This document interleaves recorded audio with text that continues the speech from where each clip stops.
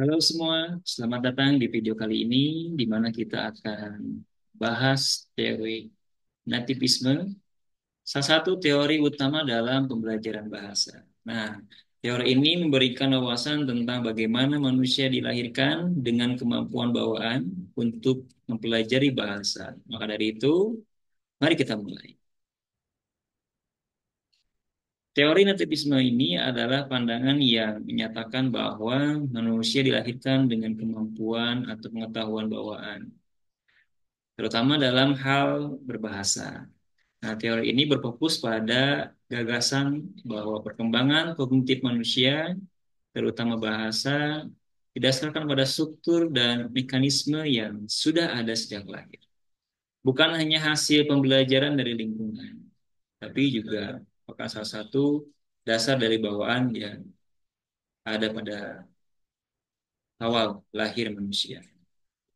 Nah, teori nativisme ini paling terkenal diusulkan oleh ahli bahasa, yaitu Noam Chomsky. Nah, lagi-lagi beliau ini memperkenalkan konsep language acquisition device atau eh, singkatnya LAD atau perangkat pemulihan bahasa. Ini yang merupakan mekanisme bawaan dalam otak manusia yang memungkinkan kita mempelajari bahasa dengan cepat. Tuh. Chomsky juga berpendapat bahwa semua bahasa memiliki struktur dasar yang sama, ya, yang disebut dengan gramatika universal. Ini adalah seperangkat aturan bawaan yang mendasari semua bahasa manusia. Meskipun ada variasi di antara bahasa tersebut. Nah, ini menariknya, Chomsky berargumen bahwa masukan bahasa dari lingkungan tidak cukup, ya, tidak cukup kaya untuk menjelaskan kompleksitas kemampuan bahasa kita sebagai manusia. Nah, inilah yang dikenal sebagai poverty of the stimulus atau kemiskinan stimulus, ya. Kemiskinan stimulus yang mendukung bahwa bahasa adalah kemampuan bawaan. Selain Chomsky, ada beberapa tokoh yang mendukung pandangan nativisme ini. Di antaranya ada René Descartes, ya, seorang filsuf dari Prancis, ini abad ke-17. Beliau ini adalah salah satu pendukung awal teori ini. Ia percaya bahwa manusia memiliki pengetahuan bawaan yang berasal dari akal atau jiwa. Ya.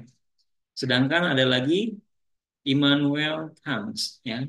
Beliau juga menambahkan bahwa kemampuan kita untuk memahami dunia, termasuk bahasa, didasarkan pada struktur mental bawaan.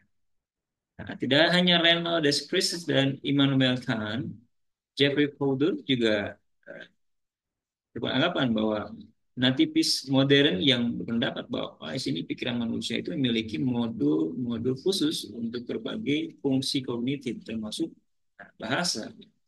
Dan Stephen Picker ya di sini juga mendukung gagasan Chomsky dan memperluasnya dengan konsep insting bahasa yang menyatakan bahwa kemampuan bahasa adalah produk evolusi manusia.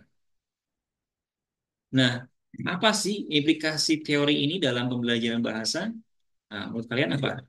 Silakan nanti jawab jika ada pembelajaran tentang teori pembelajaran bahasa dan penerapannya.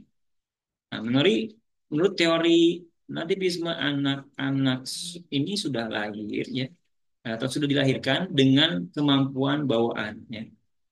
Ini menurut atau pandangan dari teori nativisme. Ketika anak-anak sudah lahir atau dilahirkan dengan kemampuan bawaan untuk mempelajari bahasa.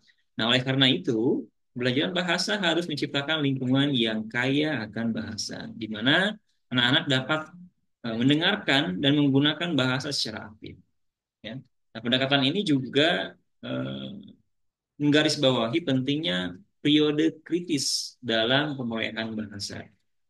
Jika kesempatan untuk belajar bahasa tidak diberikan sejak dini, perkembangan kemampuan bahasa anak bisa terlambat. Ya, ada beberapa anak yang juga terkadang ada keterlambatan dalam berbicara atau sebut dengan speech apa ya? Itu ketika ada beberapa gangguan tidak hanya dalam psikologis maupun lingkungan. Ya. Nah, jadi untuk menyimpulkan teori nerotisme ini menyatakan bahwa manusia itu memiliki kemampuan bawaan untuk mempelajari bahasa melalui perangkat eh, mental ya seperti tadi ya language acquisition device dan grammatical universal. Dan teori ini membantu kita memahami mengapa anak-anak dapat mempelajari bahasa dengan cepat dan efisien, bahkan dengan memasukkan bahasa terbatas ya dari lingkungan.